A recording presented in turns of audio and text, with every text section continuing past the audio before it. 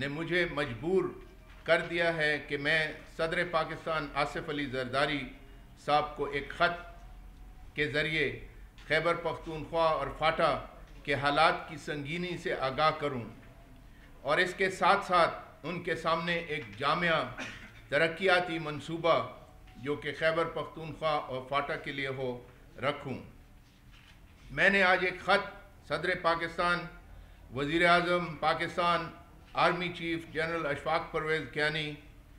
اور ملک کے سب سے بڑی اپوزیشن پارٹی کے قائد میاں نواز شریف صاحب کو ارسال کر دیا ہے۔ اس خط کے ساتھ بھیجا گیا ایک جامع ترقیاتی منصوبہ جو کہ خیبر پختونخوا اور فاٹا کے لیے ہے، آپ کے سامنے بھی پیش کرنے کے لیے آج حاضر ہوا ہوں تاکہ آپ خیبر پختونخوا اور فاٹا کے مظلوم عوام کی آواز میڈیا کے ذریعے پرزور انداز سے اٹھا سکیں۔ میرے خیال سے اب وقت آ گیا ہے کہ پاکستان کے تمام پسماندہ علاقے، چاہے وہ خیبر پختونخوا میں ہوں، پنجاب میں ہوں، سندھ میں ہوں، بلوچستان میں ہوں، گلگت بلتستان میں ہوں اور یا آزاد کشمیر میں ہوں، کہیں بھی ہوں، ان کو شہری علاقوں کے متناسب لانے کے لیے ہمیں اسی قسم کے مختلف ترقیاتی پلان بنانے ہوں گے۔ اس سلسلے میں نے اپنے خط میں زور دیا ہے کہ پاکستان کے پلاننگ کمیشن کو اب عدلیہ اور الیکشن کمیشن کی طرح مکمل آزادی دی جائے تاکہ وہ ایک حقیقت پسندانہ طریقے سے پورے پاکستان میں ترقیاتی منصوبوں کا آغاز کر سکے۔ مجھے یہ افسوس سے کہنا پڑتا ہے کہ بلوچستان کے حالات خیبر پختونخوا اور فاٹا کی نسبت زیادہ خراب ہیں، اس لیے میں سمجھتا ہوں کہ بلوچستان کے لیے بھی پاکستان کی حکومت کو ایک جامع ترقیاتی منصوبہ فی الفور بنانا چاہیے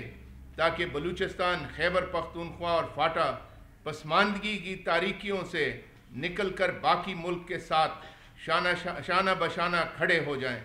یہ پاکستان کی یکجہتی اور خوشحالی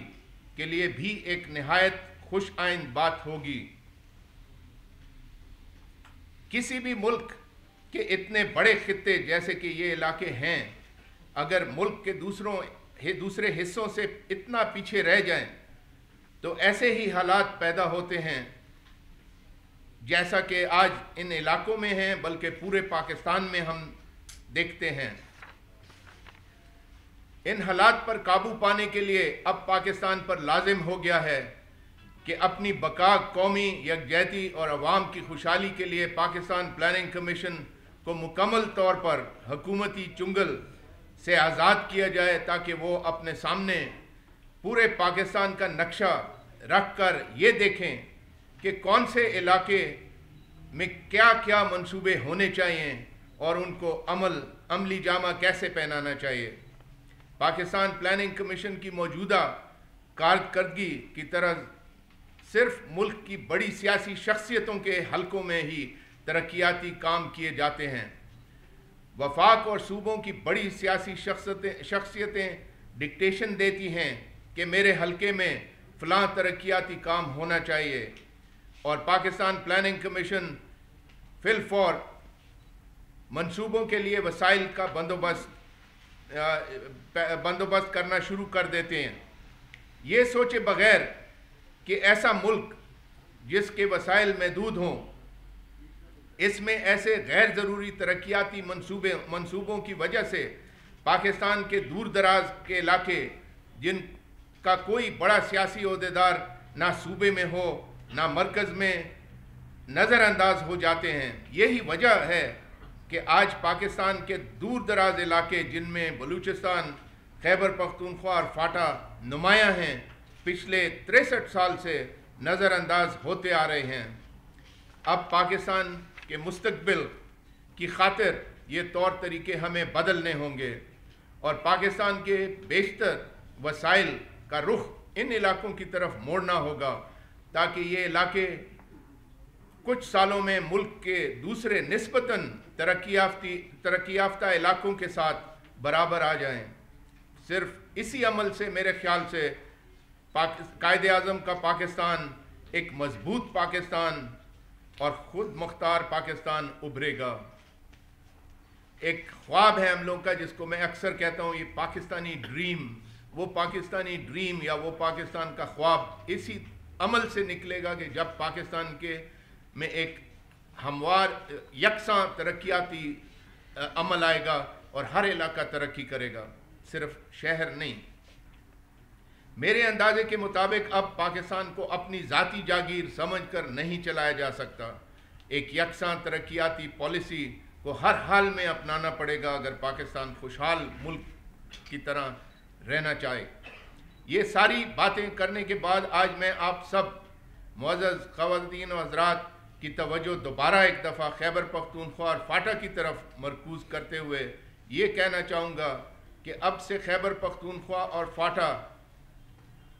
کے حقوق کی سیاسی جدوجہد کا مرکز پاکستان کے دور دراز علاقے ہی نہیں بلکہ اس کا مرکز اب سے اسلام آباد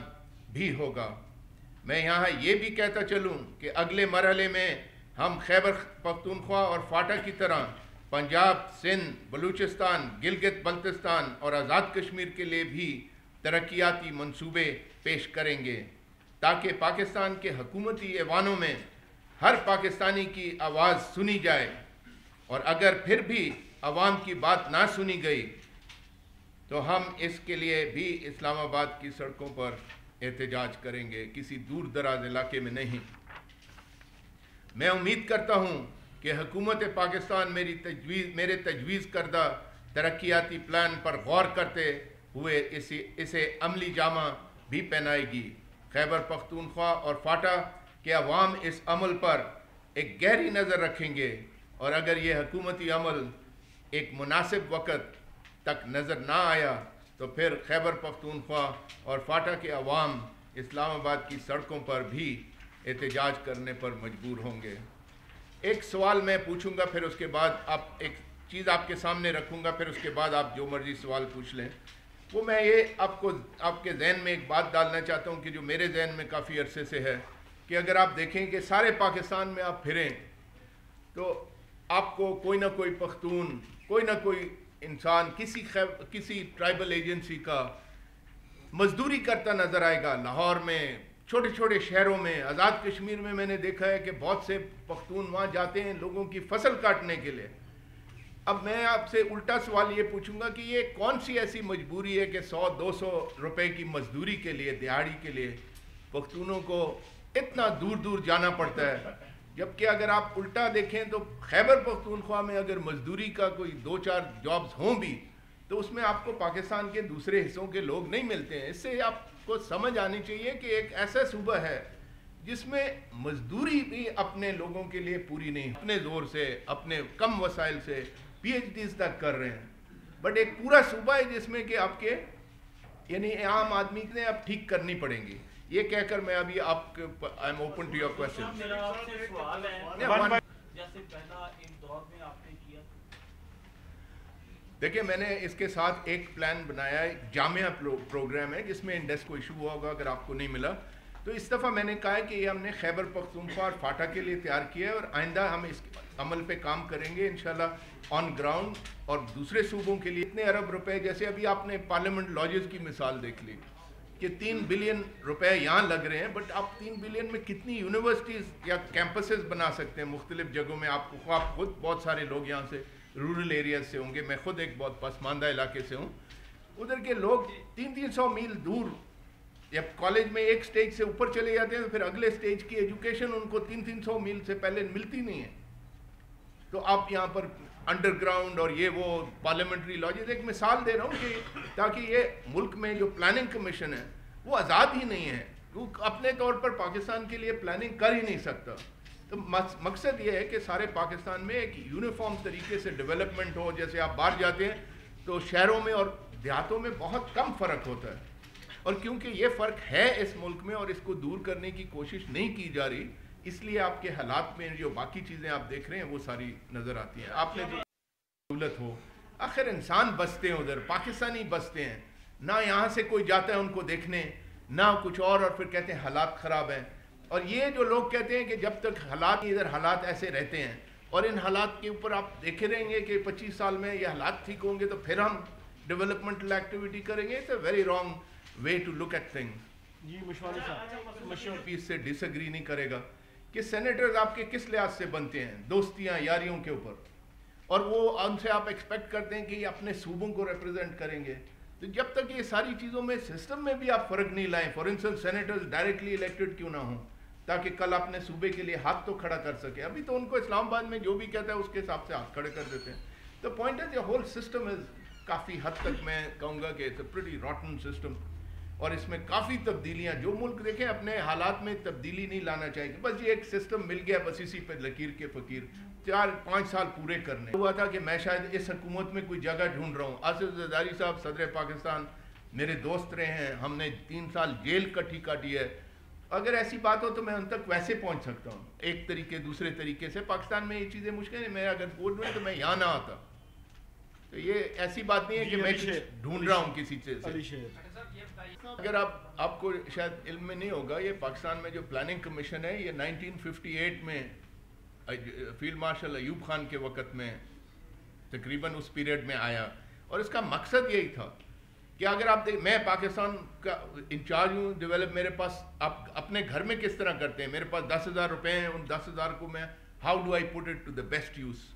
تو ایک قوم کے وسائل کسی نے تو فیصلے کرنے ہیں نا کہ اس کو کس طرح کے, بس ایسے ہی کوئی اٹھ پڑتا ہے کہ فلانی جگہ پر یہ چیز بنا دو, اور وہ کیونکہ طاقت رکھتا ہے تو اس کی جگہ بن جاتا ہے. دوسری جگہوں پر لوگ خوار ہوتے رہتے ہیں, نہ اسپتال ہے, نہ اسکول ہے, نہ سڑک ہے, نہ کچھ ہے. باقی آپ نے جو ڈرون حملوں کی بات کی, یہ آپ نے کہا, دیکھیں جی اس میں مجھے ذرا بھی وہ نہیں ہوتی ہے کہتے ہوئے کہ اس سے زیادہ غلط عمل نہیں ہو سکتا, کیونکہ آپ فرنٹیئر میں جائیں, بہت سارے آپ نے پچھلے دنوں پہلی دفعہ کوئی فاٹا کے لوگ آ کے ادھر پارلیمنٹ کے سامنے انہوں نے کیا, انہوں نے بتایا کہ میرا بھائی شہید ہو تو کوئی تعلق نہیں تھا. تو کولیٹرل ڈیمیج تو پاکستان کی اتھارٹیز بھی مانتی ہیں, امریکن اتھارٹیز بھی مانتی ہیں کہ کولیٹرل ڈیمیج ہوتا ہے. اور اگر اس کا ایفیکٹ اتنا اچھا ہوتا تو آج 10 سال ہو گئے ہیں اس وار آن ٹیرر کو چلتے ہوئے, 10 سال میں یہ سب ختم کیوں نہیں ہوتا؟ سوچنا چاہیے, جو لوگ کرتے ہیں ان کو سوچنا چاہیے. میں تو اس کی مذمت کروں گا جتنے بھی سخت لفظ سے میں آپ کہہ سکیں کہ یہ نہیں ہونا چاہیے, کیونکہ اس میں بہت سے مظلوم لوگ, بہت سے معصوم لوگ بھی مارے جاتے ہیں. احتجاج کا مطلب اس وقت آپ دیگر سیاسی یا مذہبی پارٹیوں کی مدد لیں گے؟ کیا مدد چاہیے؟ آپ مدد لیں گے؟ نہیں, یہ ہم سب یہاں بیٹھے ہوئے, ہماری کوئی پارٹی نہیں ہے, ٹھیک ہے, یہ سب ہم بیٹھے ہوئے ہیں, مگر ہم سب پاکستان کے حالات سے افیکٹڈ ہیں. اور جب ہم سب افیکٹڈ ہیں تو جو لوگ افیکٹڈ ہوں گے اور مناسب سمجھیں گے کہ اپنے حقوق کے لیے ان کو اٹھ کے آ کے کچھ آواز اٹھانی چاہیے, تو وہ انشاءاللہ اس میں شامل ہوں گے. یہ جماعتیں جن کی آپ بات کر رہے ہیں, انہوں نے اگر اتنے تیر مارے آج تک پاکستان ٹھیک ہو چکا ہوتا. جی کیا نہیں صاحب آپ نے بات کی خیبر پختونخوا کہ میرا اپنا ضلع ہے کرک, تو کرک میں ابھی آپ کے جو ویلز ہیں, فار انسٹنس سوئی کے نام سے سوئی گیس چلتی تھی. آپ جو گیس جلاتے کیا جلاتے ہیں جی؟ سوئی گیس. وہ اتنے زیادہ وہاں سے نکلتی تھی کہ ایون پنڈی میں اٹس نون ایز سوئی گیس, ٹھیک ہے جی, گیس نہیں ہم بولتے, سوئی گیس. اب کرک میں بھی اسی حساب سے بے تاشا گیس نکل رہی ہے. سڑک آپ کے پاس انڈس ہائی وے ہے, ایک چھوٹی سی مثال دیتا ہوں, کمیونیکیشن کا پرابلم نہیں ہے, را مٹیریل موجود ہے, انرجی سیکٹر کی گیس وغیرہ ہے. اب آپ مجھے بتائیں کہ اس علاقے میں ایک انڈسٹریل زون کیوں نہیں بن سکتا, جہاں سے جپسم نکل کر سارے باقی علاقوں کے جو کراچی تک کی سیمنٹ فیکٹریز کو جپسم کرک سے جاتا ہے, گیس وہاں پروڈیوس ہوتی ہے, جپسم کے پہاڑ ادھر ہیں, ایک سیمنٹ فیکٹری بہت بڑی جو 10-12 ہزار لوگوں کو نوکری دیتی ہے, کیوں نہیں وہاں بن سکتی؟ اس طرح اور جگہوں کے بھی میں نے اپنی ایک مثال دی آپ کو. اب کوئی ایسی چیز نہیں ہے جس کی وجہ سے, اینڈ یہ جو اب پہلے بھی سوال ہوا ایک دو طرف سے کہ جی امن نہیں ہے تو کیسے ہوگا, اگر امن نہیں ہے کچھ نہیں ہے تو ہاتھ اوپر کھڑے کر لیں اور کچھ بھی نہیں کریں. فوج موجود ہے اور اس کے علاوہ ساری دنیا, وہاں بہت سے امن, لاکھوں کروڑوں لوگ امن پسند بھی رہ رہے ہیں آج بھی, اور وہ حالات کے آگے مجبور ہیں, بہت زیادہ تکلیف میں ہیں. مگر میرا نہیں خیال کہ کہیں بھی ان کی تکلیف کا کی احساس کسی کو ہے. تو اس میں آپ کہیں کہ ڈیولپمنٹ نہیں ہو سکتی, کم از کم میں نہیں ماننے, یہ ایک ڈیفیٹسٹ ایٹیٹیوڈ ہے کہ جی ذرا سا کچھ ہو گیا تو چلیے ابھی بالکل ہی ڈیولپمنٹ ایکٹیویٹی روک دیں. یہ I don't understand this. Thank you.